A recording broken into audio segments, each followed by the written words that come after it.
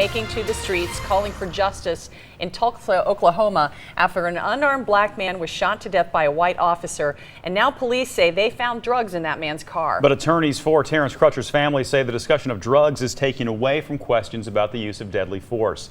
The state medical examiner's office says toxicology reports for Crutcher are still pending. Officer Betty Shelby, who fired the fatal shot, says Crutcher was shot because he reached in his vehicle. He looks at her and his left hand breaks the plane of where the window would be as if he's reaching in. And at that time she fired one shot. She was in fear of her life. How could he be reaching into the car if the window is up and there's blood on the glass? The Justice Department is still investigating. Meantime, several tweets linked to a local police chief are making the rounds on the internet. Middletown Chief Rodney Muterspaw is tired of police shootings across the country, and he's letting people know. Local 12's Perry Shively has more on his reaction on social media. Perry?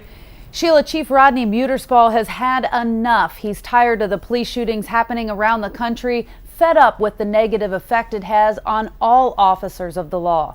He took to social media to talk about the incident, and he didn't hold back. Muterspaw says he's sick of all the police shootings and says some officers are making all officers look bad. He later said that he's been in that situation many times and that you do whatever it takes to protect a life first. The police chief was referring to the shooting of Terence Crutcher in Tulsa, Oklahoma. Muterspaw also retweeted a tweet posted by his son. That one reads, "My dad's a great police chief. If anyone needs a positive leadership example, go watch him for a day." Muterspaw is a longtime veteran officer with the Middletown Police Department. Sheila, back to you. Thank you, Perry. And in just a few minutes, we will be covering more protests overnight in another police officer involved shooting, this one in Charlotte, North Carolina, which also left a man dead.